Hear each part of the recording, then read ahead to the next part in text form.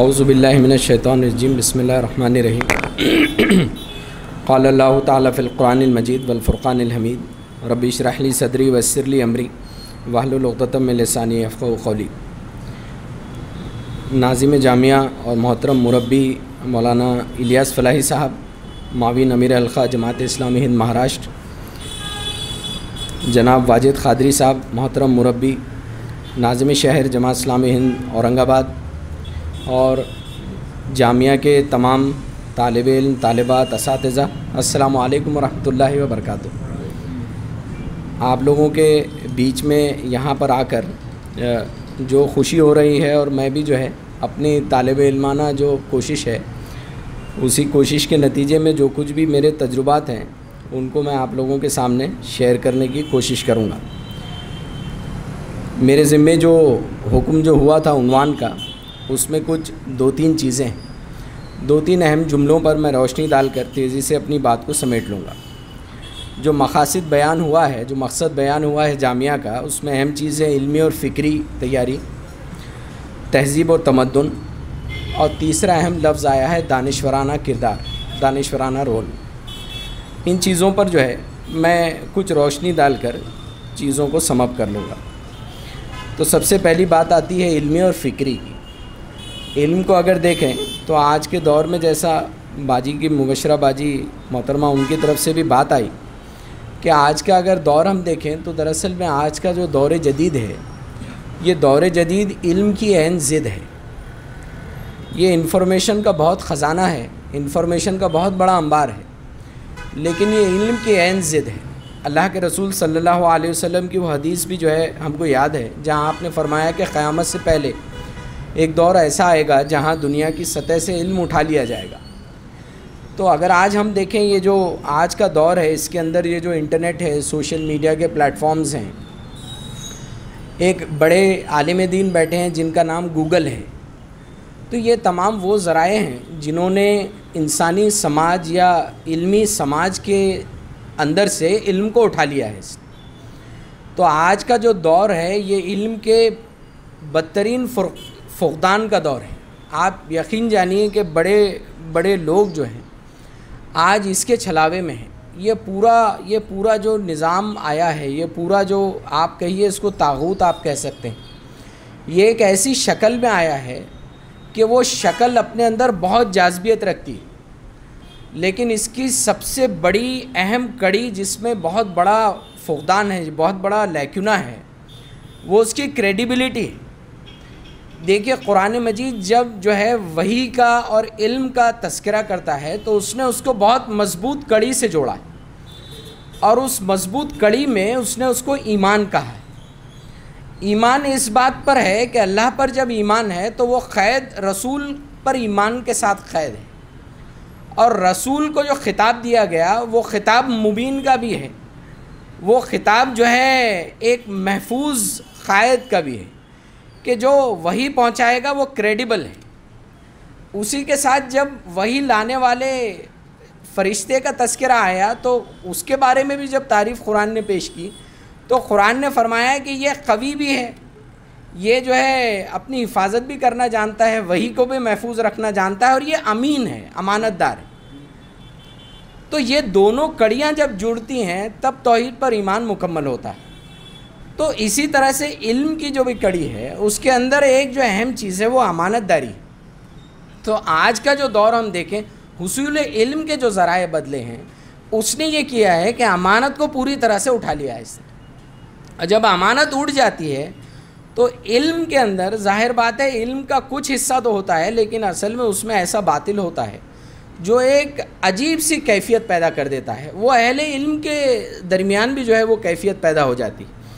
تو جب ہم یہ جامعہ کے ان مقاصد کو جو ہے لے رہے ہیں اور علم کو سمجھنے کی کوشش کر رہے ہیں، اور ہم یہ کہتے ہیں کہ علمی اور فکری تیاری کے لیے ہم لوگ تیار کرنا چاہتے ہیں، تو یہ علمی اور فکری تیاری جو ہے ایک مخصوص سطح پر مخصوص انداز سے جو ہے وہ کی جاتی ہے، اور آج کے دور میں جو سب سے بڑا فتنہ ہے اس کو ٹارگٹ کر کر ہم اپنا گول بھی جو ہے متعین کریں۔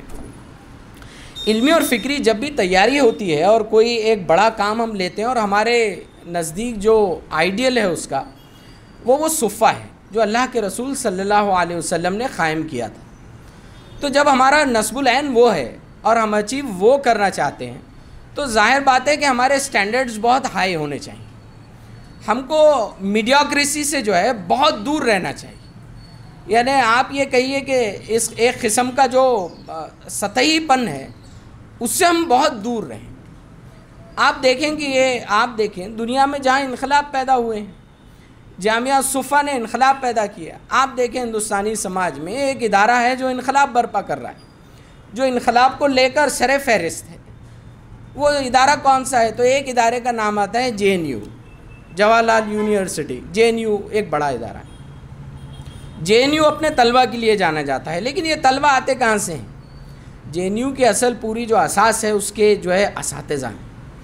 تو ایک اساتذہ جو ہوتا ہے, ایک جو ہے ٹیچر جو ہوتا ہے, ایک استاذ جو ہوتا ہے, یہ استاذ کسی بھی ادارے کی ریڑھ کی ہڈی ہوتا ہے.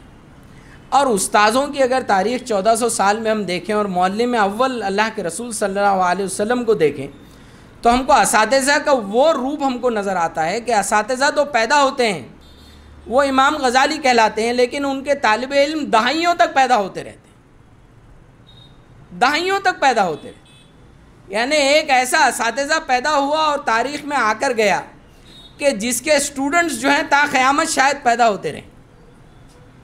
یہ دراصل میں وہ کام ہے جو یہ جامعہ کے طالب علموں سے جو ہے مقصود ہے کہ آپ جو طالب علم ہیں آپ ایک اساتذہ بنیں گے, آپ ایک جو ہے استاذ بنیں گے, تو آپ کے سامنے جو تصور رہنا چاہیے وہ تصور وہی تصور ہے. میں قرآنیات میں کچھ چیزیں پڑھتا ہوں, قرآنیات کو لے کر جو ہے میری چھوٹی موٹی کچھ چیزیں چلتی رہتی. قرآنیات میں اگر آپ دیکھیں اور آپ دیکھیں کہ ایک چیز جو ہے 1400 سال کی اسلامی تاریخ میں ایک چیز بہت صاف ہے. وہ صاف یہ ہے کہ آپ دیکھیں گے کہ جب بھی انقلاب برپا ہوا, انقلاب ایسے لوگوں نے برپا کیا جو ریگولر سیٹ اپ کا حصہ نہیں تھے. مولانا سید ابو الاعلیٰ مودودی جو ہے وہ ریگولر سیٹ اپ کا حصہ نہیں تھی. ڈاکٹر اسرار احمد اور ریگولر سیٹ اپ کا حصہ نہیں تھی. ویسی ایک بہت بڑی شخصیت ہے قرآن مجید کی, ڈاکٹر فاضل صالح السمرائی. ان کا تعلق عراق سے ہے, سمرہ سے. اخوان المسلمون کے بڑے رہنما ہیں, ابھی حیات ہیں, اللہ جو ہے ان کو محفوظ رکھے.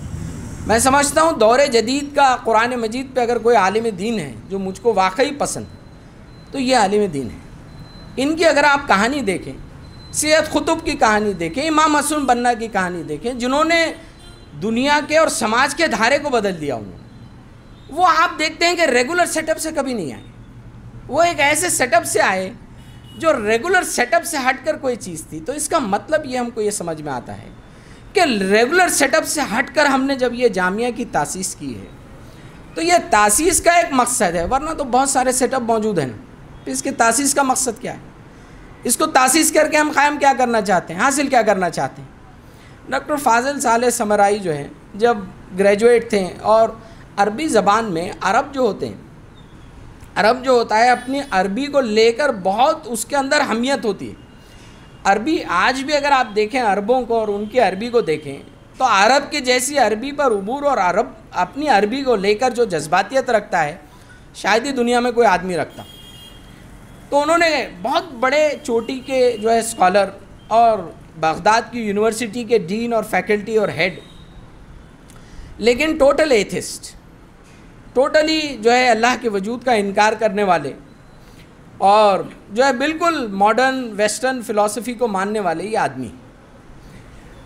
ایک طالب علم ان کے پاس پہنچے, انہوں نے کہا کہ کیوں نہیں آپ جو ہے جب عربی پر اتنا عبور رکھتے ہیں تو آپ ایک ایسی کتاب ڈیزائن کریں, ایک ایسی کتاب لکھیں کہ جہاں آپ قرآن مجید کے نقص ڈھونڈ کر نکالیں.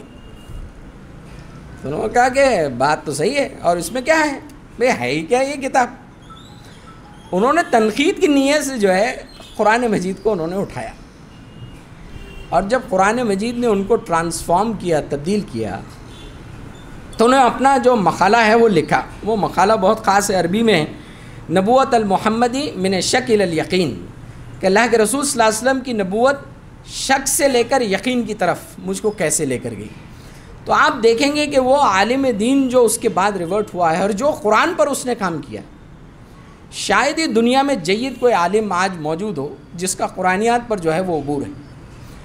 جب امریکہ نے 2004 میں آپ اندازہ لگائیے، دیکھیے کہ باطل جو ہوتا ہے، طاغوت جب آپ کو نگاہ میں رکھے، اس کا مطلب آپ کا کام قابل قدر ہے، آپ کا کام وہ کام کے رخ پر ہے جو رخ آپ چاہتے ہیں، لیکن باطل آپ کو کوئی جو ہے تھریٹ ہی نہ سمجھے، اس کا مطلب آپ نے بڑی چیز مس کر دی۔ تو دیکھتے ہیں کہ 2004 میں جب امریکہ نے جو ہے بمباری شروع کی عراق پر، وہ ماس نیوکلیئر ویپنز اور ڈسٹرکشن کا جو ہے ماحول لے کر، تو سب سے پہلا کام اس نے یہ کیا کہ عراق کی لائبریری پہ اس نے بم گرائے، اور وہاں جب ٹاسک فورس گھسی اس لائبریری میں، یہ ڈاکیومنٹڈ چیزیں، انہوں نے کہا کہ فاضل سمرائی کی پوری کتابیں جلنی چاہیے، کچھ بھی نہیں بچنا چاہیے۔ وہ وہاں سے نکل کر پیرے چلے گئے، پوری کتابیں جلا دی گئیں، ان کے کچھ طالب علم تھے، ان کے پاس کچھ چیزیں محفوظ تھیں، وہاں سے گئے یہ انڈونیشیا سے ملیشیا گئے، ملیشیا سے عرب امارات آئے، یو اے ای آئے، اور وہ بیٹھے تھے، بیٹھ کر جو ہے ایک تذکرہ چل رہا تھا، وہ اپنے دوست سے جو ہے کچھ قرآن پر جو ہے وہ سوال پوچھ رہے تھے، جواب دے رہے تھے، بازو کوئی شیخ بیٹھے تھے۔ انہوں نے جب یہ ان کا ڈائلاگ سنا تو انہوں نے کان دھرے، کہا کہ یار یہ کون ہے؟ پھر تعارف ہوا، تعارف کے بعد مزید تعارف ہوا۔ یو اے ای میں جو ہے پھر ان کے نیشنل ٹیلی ویژن پر ایک جو ہے شو ریلیز ہوا، شو لانچ ہوا، اور وہ شو نے پورے عرب دنیا میں اور پوری ویسٹرن دنیا میں ایسی ہلچل مچائی اس نے کہ آپ پورا عربی میں ہو، ایسی ہلچل مچائی، اور قرآنیات پر ایسا جو ہے وہ کام ہے کہ آپ اگر عربی سے واقف ہیں اور اس کو اگر دیکھیں، آپ کہ اس کو اگر دیکھیں تو آپ کو لگتا ہے کہ شاید قرآن جب ہم عربی میں پڑھتے ہیں، یا قرآن ہم پڑھتے ہیں، مفسرین کو پڑھتے ہیں، مولانا سید ابو الاعلیٰ مودودی کو پڑھتے ہیں، تدبر قرآن پڑھتے ہیں، فی ظلال قرآن پڑھتے ہیں، ہم کو لگتا ہے کہ قرآن مجید کو ہم نے سمجھا ہے، کچھ تفسیر کا علم ہم نے حاصل کیا ہے، لیکن جیسے ہی عرب دنیا میں جائیں گے، آپ عربی سے واقفیت ہوگی، اور عرب جو ہے علماءوں کی اور دانشوروں کی اور بڑے بڑے اسکالرز کی جب تفسیر و قرآن پہ کام میں جب آپ پہلا قدم رکھیں گے، یقین جانیے مجھ کو یہ محسوس ہوا کہ ایک بڑے سمندر کے کنارے پر میں کھڑا ہوں، یار اتنا کام ہے، پوری زندگیاں جو ہے لوگوں نے اس کے اندر جو ہے لگا دی ہے۔ اسی طرح سے ظاہر بات ہے کہ جب ہم دانشورانہ رول ادا کرنا چاہتے ہیں تو ایک دانشور کون ہوتا ہے؟ دیکھیے دانشور دراصل میں وہ آدمی ہوتا ہے جو اللہ نے جو ہے 2 قسم کے علم جو ہے دنیا میں دیے ہیں۔ ایک وہ علم ہے جو دنیا کے دانشوروں کو دیا گیا ہے، آپ یہ کہہ سکتے ہیں ورلڈ کے انٹلیکچوئلز ان کو کہہ سکتے ہیں، اللہ نے ان کو علم دیا ہے، زبردست ان کے پاس قوت دی ہے کہ وہ سماج کے دھارے کو جو ہے موڑ سکیں، اور اللہ نے بہت قوت کے ساتھ ان کو علم دیا۔ دوسرا وہ علم ہے جو ہم وحی کے نتیجے میں اور دوسرا علم جانتے ہیں۔ جب تک کہ یہ دونوں چیزوں کا امتزاج نہیں ہوگا، ہم وہ دانشورانہ رول جو ہے وہ ادا نہیں کر سکیں گے۔ تو اسی لیے ضرورت اس بات کی ہے کہ صفہ کی دراصل میں جو تاسیس میں دراصل میں جو چیز ہے، وہ تاسیس میں وہی ہے کہ ہمارا یہاں کا جب طالب علم نکلے تو وہ کنٹمپرری چیزوں پر، کنٹمپرری اسکالرز سے لکھی ہوئی چیزیں اور ہماری اسلامیات، ان کو جوڑ کر ایسی چیزیں لے کر آئے، ایک اوریجنل ریسرچ لے کر آئے، ایک اوریجنل دشا لوگوں کو دے۔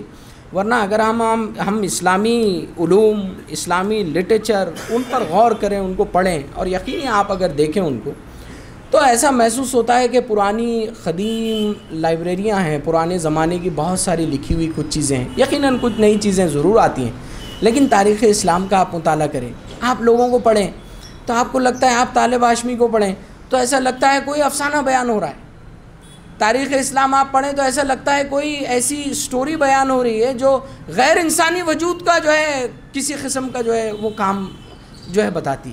لیکن وہی ڈاکٹر حمید اللہ کو اگر آپ پڑھیں تو ایک عجیب تاریخ اور سیرت کا عجیب تصور سامنے آتا ہے۔ یہ کیوں ہے؟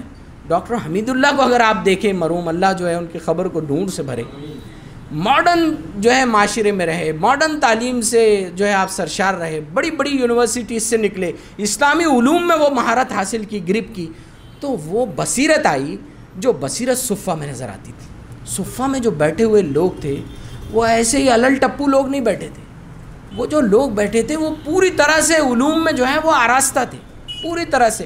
ہم نئے دور کا بھی جو اگر ہم دیکھیں، اور بات کو میں جو ہے اپنی سمیٹ لوں بہت تیزی سے، اگر ہم دیکھیں تو اس میں یہ ہے کہ بات تہذیب و تمدن کی بھی آئی. تو آج کی جو دنیا ہے وہ نو کلچر کی دنیا ہے, ایک گلوبلائزڈ کلچر ہے. کوئی اسلامی کلچر, کوئی ہر چیز دوسری چیز کو متاثر کرتی ہے, ہر چیز دوسرے چیز سے متاثر ہوتی ہے. تو ایسے دور میں اپنے آپ کو ان چیزوں سے بچائے رکھنے کے لیے بہت ضروری ہے کہ ہم جو ہے اتنی گہرائی سے جو ہے چیزوں کے اندر جائیں. اور جب لوگ جایا کرتے تھے تو ہم یہ دیکھتے ہیں کہ اس دور میں, اسلامی دور میں, ان پر فتوے آتے تھے, کفر کے فتوے آئے, اس کے فتوے آئے. آج ہم ان کو دانشور اسلام اور اسلام جو یورپ کو جو اسلام ملا ان سے ملا, ہم ان کو یاد کرتے ہیں. آج ہم ان کو ابو علی سینا کہتے ہیں, آج ہم ان کو جو ہے الگ ناموں سے یاد کرتے ہیں, لیکن اس دور میں جو ہے ہم نے ان پر کفر کے فتوے لگائے تھے. اس کی وجہ کیا تھی؟ اس کی وجہ یہ تھی کہ آپ دیکھیے ابو علی سینا کا بہت مشہور واقعہ ہے. ارسطو کی جو کتابیں ہیں اس کے کئی تراجم جو ہے آپ نے کی, ریشنلٹی پر جو ہے بیسڈ ہے. ایک ان کی سب سے جو ہے ٹف کتاب ہے میٹافزکس. انہوں نے کہا, ابو علی سینا کہتے ہیں کہ میں نے یہ کتاب کو 50 مرتبہ پڑھا, 50 ٹائمز میں نے اس کو بہت غور سے پڑھا, لیکن یہ کتاب میری سمجھ میں نہیں آئی. آپ دیکھیے کہ کیا علم کا کیا معیار ہے, علم کی کیا سطح ہے. 50 مرتبہ میں نے یہ کتاب پڑھی, مجھ کو یہ کتاب سمجھ میں ہی نہیں ہے. جب وہ نکلے اسٹریٹس میں, بک شاپ کے پاس گئے تو ایک آدمی جو بک سیلر تھا اس نے کہا, ان کو پہچانتا تھا, اس نے کہا کہ یہ لیجئے, یہ ایک short work book to understand metaphysics کچھ آئی ہے, میں اس کا انگلش میں آسان کر رہا ہوں اس کو, یہ آئی. انہوں نے کہا کہ یار میرا دماغ خراب ہو گیا, میں نے 50 مرتبہ اس کو پڑھی, مجھ کو آج تک سمجھ میں نہیں ہے. اس نے بہت اصرار کیا تو انہوں نے وہ کتاب لے لی. چھوٹی سی کتاب تھی. انہوں نے کہا کہ جیسے ہی میں نے یہ کتاب پڑھی تو یہ پوری کتاب جو میرے سامنے کھلی ہے, یہ کتاب کو پڑھ کر, تو اس کے بعد کھلی. تو دراصل میں یہ جو رول ہے, یہ رول کو ہم سمجھیں کہ ہمارا بحیثیت طالب علم اس جامعہ میں جو رول ہے وہ رول بہت اونچا ہے, وہ رول جو ہے بہت وسیع ہے, وہ رول بہت آگے. جب تک ہم اس کو نہیں سمجھیں گے, میں نے سمجھتا ہوں کہ ہم کوئی انقلاب کی نخیب ڈال سکیں گے, یہ وہ ڈورز ڈال سکیں گے. ہمارے جتنے دعوے رہیں گے وہ خلا میں نعروں کی شکل میں گونجتے رہیں گے, اور تاریخ 1400 سال کی بھری پڑی ہے. کئی انسانی گروہ آئے جن کے نعرے خلا ہی میں گھومتے رہیں. تو ہم یہ اللہ سے دعا کرتے ہیں کہ اللہ جو ہے ہم کو ایسی مضبوط زمین عطا فرمائیں کہ جس زمین حقیقت کی, جس زمین پر جو ہے ہم واقعی اس طرح کا کوئی انقلاب برپا کر سکیں. اللہ سے دعا ہے کہ اللہ تعالیٰ جو ہے ہمارے مقاصد میں ہم کو اور آگے بڑھنے کی کوشش توفیق عطا فرمائے. اللہ تعالیٰ ہم کو محفوظ رکھے. وقولوا قولی ھذا استغفر اللہ ولکم. جزاکم اللہ.